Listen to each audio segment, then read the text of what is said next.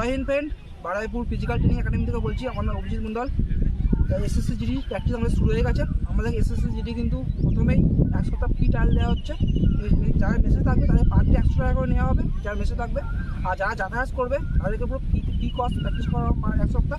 1 সপ্তাহ পর যদি প্র্যাকটিস করতে পারি ভালো লাগে তবে তোমরা অ্যাডমিশন ফি নেবে, ঠিক আছে? আর আমাদের এসএসসি জিডি রেকর্ড খুবই সুন্দর রেকর্ড। এসএসসি জিডি প্রতিটা মাঠেই রেকর্ড খুব সুন্দর। আমাদের লাস্ট এসএসসি জিডি যে রিক্রুটমেন্টটা গেল কিন্তু আমাদের 12 জন ছিল, 12 জনই কিন্তু মাঠে পাস করেছে। আমাদের এসএসসি জিডি ক্যান্ডিডেট এক করে ভর্তি হচ্ছে, ছেলে মেয়ে উভয় ভর্তি হচ্ছে। আমি আজ তোমার সাথে আলাপ করাবো নিরঞ্জনের সঙ্গে। নিরঞ্জন, এসো। তোমার নাম?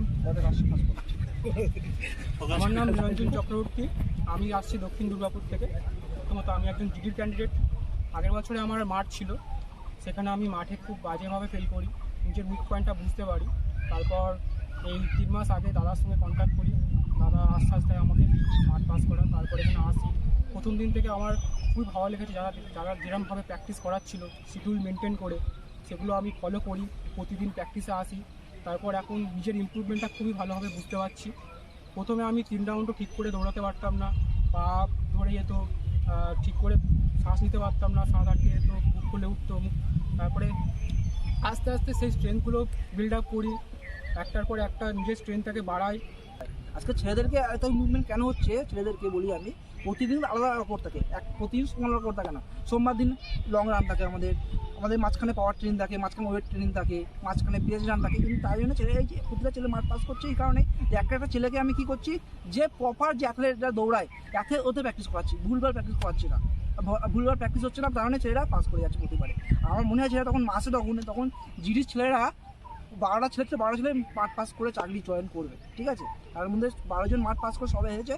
তখন আমাদের সিলেকশন চলছে একাডেমিতে। তখনই এসে দেখতে পাচ্ছি চোখের জল চলে এসেছে। চোখের জল কেন হয়েছে? যে মাঠটা ফেল করে আমার কাছে এসেছে। আমি ভাবছি তখন কি আমার কাছে যদি আগে আসতো পাসটা করে যেত। তবে প্রপার আমি কি দৌড়াবো মাঠে গেছি, কি সবাই 10 লাখ দৌড়ায় মাঠে গিয়ে, সবাই 10 লাখ করে দৌড়ায়। 10 লাখ দৌড়ানোর মধ্যে টাইম আছে, ব্যাপার আছে।